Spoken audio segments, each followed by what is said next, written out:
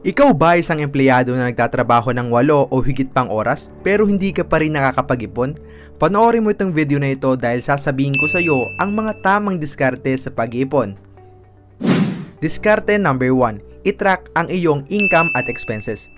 May isang method na ginagamit ang mga Japanese sa pag-track ng inflow at outflow o pagpasok at paglabas ng pera. Sa madaling salita, sinusulat nila sa isang journal o ang tinatawag nilang Kakeibo method dahil mas epektibo kapag iyong sinulat ang pumapasok at lumalabas na pera sa iyo.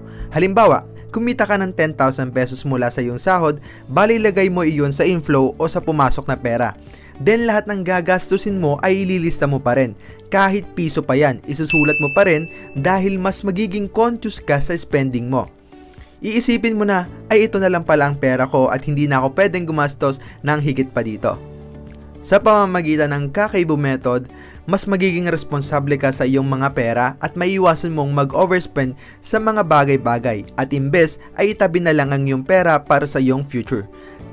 Kakeibo will help you become mindful of your money. Diskarte number 2, mag-budget. Ang pagbabudget ay napakalaga sa isang tao.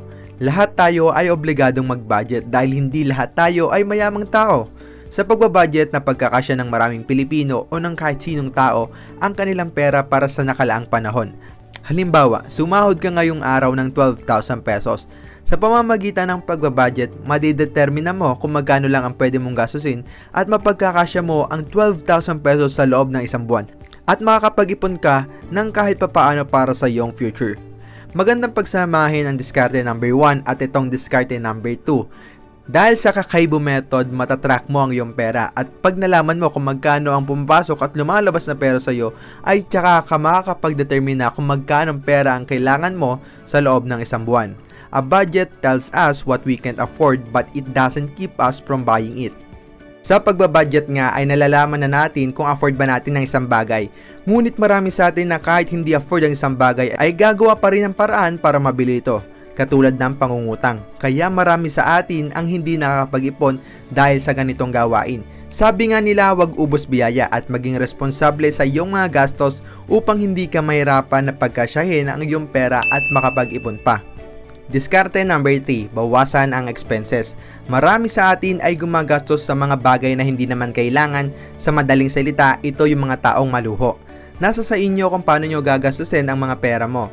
Ngunit kung gusto mong makapag-ipon ay iwasan ang pagbili ng mga hindi naman kailangan. Halimbawa ay damit. Maaring maayos pa naman ang iyong damit at hindi mo pa kailangan bumili ng bago. Huwag kang bibili ng isang bagay dahil lamang sa uso ito. Tanungin mo muna ang sarili mo, kailangan ko ba ito? I-determine mo kung ano yung mga needs at wants mo. Needs ay mga pangangailangan mo upang mabuhay sa mundong ito katulad ng pagkain, damit, tubig, bahay at marami pang iba. At wants naman ay mga bagay na gusto mo lang at maaari ka pa rin mabuhay kahit wala mga ito. Maraming tao ang mayaman ngunit naghihirap dahil sa sobrang expenses. Bumili ng mga bagay na sobrang mahal, mga designer bags, clothes at marami pang iba. Kaya ikaw, kung ayaw mong magaya sa mga taong mayaman na naghirap ay siguraduhin huwag gumastos ng sobra-sobra.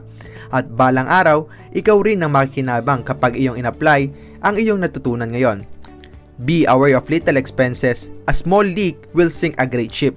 Kapag sobra ang iyong paggastos, ikaw ay kukulangin sa pera at hindi ka na makapag-ipon para sa iyong future. Kaya, bawas-bawas muna sa mga gastos. Wait. Bago tayo magpatuloy, tatanungin kita. Bakit o para kanino ka nag-iipon? Comment mo naman dyan sa baba at aking babasahin at maaari ang mapulutan ng inspirasyon ng ibang taong makakanood ng video na to. Back to the video. Diskarte number 4, umiwas sa utang. Hindi magandang mangutang pero hindi sa lahat ng pagkakataon. Maaring emergency yan kaya nangungutang isang tao. Maraming tao ang sumasakit ang ulo, nagkaka-heart attack, nade-depress dahil hindi alam kung saan o papaano sila kukuha ng ipangbabayad sa kanilang mga utang. Hanggang maaari ay iwasan natin mangutang. Marami kasing tao ang nangungutang at pag walang pangbayad ay uutang na naman para ibayad sa unang utang. Sa ganitong cycle, marami ang naghihirap at lalong naghihirap.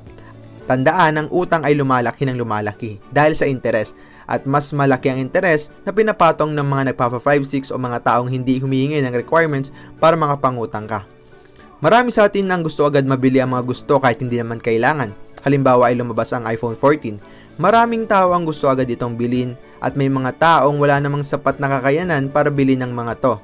Ngunit sila ay gagawa ng paraan, mangungutang upang ipangbili ng cellphone at ipagyabang sa ibang tao. Okay lang bumili ng gadgets o mga bagay na galing sa utang. Siguraduhin natin na babayaran natin ito o yung mismong binili mo ay will pay for itself. Sa madaling salita ay kikitain mo pabalik kung magkano man ang ginastos mo. Sabihin na natin na bumili ka ng iPhone 14 at gagamitin mo ito pang vlog at sa loob ng ilang buwan ay mababawi mo na ang perang iyong inutang pangbili ng cellphone. Ayon nga kay Persian proverb, there are 4 things every person has more of than they know: sins, debt, years, and foes. Ibig sabihin marami sa atin ang may utang ngunit hindi natin ito pinapansin at parang ayos lang sa atin na may utang tayo. Ayos lang mangutang kung ito ay gagamitin mo sa pagnenegosyo. Diskarte number 5. Gamitin ng skills. Kung ikaw ay isang empleyado, alam mo na hindi sakto ang iyong kinikita. At sa isang kumpanya ay hindi pwedeng sa isang skills ka lang magaling. Learn skills na magbibigay sa iyo ng mas malaking pera. Halimbawa, ikaw ay nagtatrabaho bilang sales agent. Maaari ka pa mag-aral ng ibang skills katulad ng marketing. Hindi ka lang magiging magaling sa pagbebenta, ngunit alam mo din kung paano mo mahihikayat ang mga customer mo na bumili ng iyong ibinebenta. To become a master at any skill, it takes a total effort of your heart, mind, and soul, working together in tandem. Para maging magaling sa isang bagay, dapat willing kang gawin ang mga bagay na ito at dapat meron kang patience at winning attitude para maging magaling. Bigyan ko kayo ng karagdagang kalaman. Ito ang top 5 highly paying skills as of now. Number 1 nga is copywriting. Number 2, content creation or content marketing. Third is yung online course creation. Fourth is graphic designer. And 5 is web designer. Maaari mong matutunan ang mga skills na ito ng libre lang online. The more skills you have, the more money you can make and you can save enough for your future.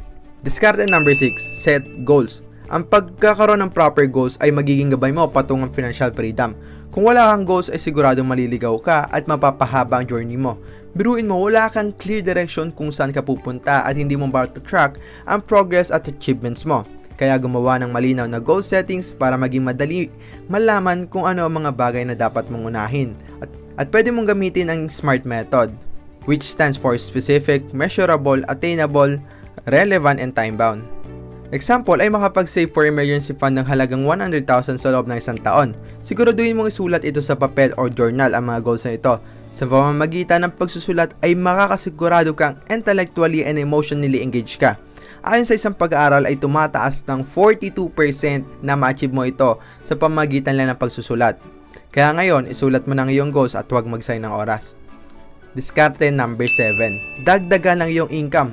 Kung hindi mo talaga kayang pagkasya ng pera, ay ang paraan upang makapag-ipon ka pa rin ay dagdagan ng iyong income. Alam natin na ang sahod ay hindi sapat at halos wala nang natitira at ang paraan na lang ay magkaroon ng other sources of income or side hustle. Kung ikaw ay isang empleyado or isang estudyante, maaari kang magbenta ng mga bagay-bagay sa iyong school or workplace kung ito naman ay pinahihintulutan.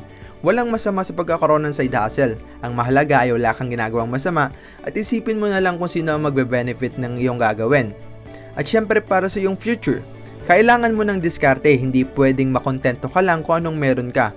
Kung gusto mo magkaroon ng mas magandang buhay, humanap ka ng paraan kung paano mo ito maabot.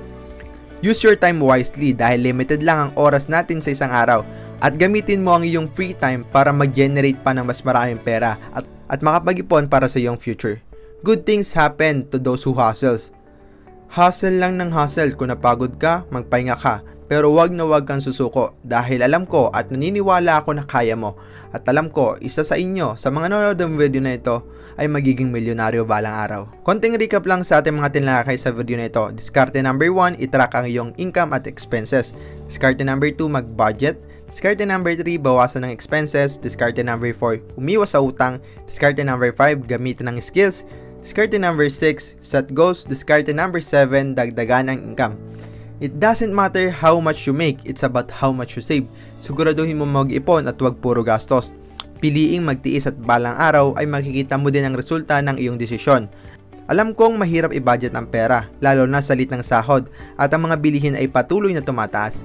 Alam kong malalagpasin din natin kung ano man ang mga problema natin sa buhay at magiging financially free ka. At yun lang, huwag niyo kakalimutan mag-like, comment, syempre mag-subscribe. Yun lang and let's keep on hustling.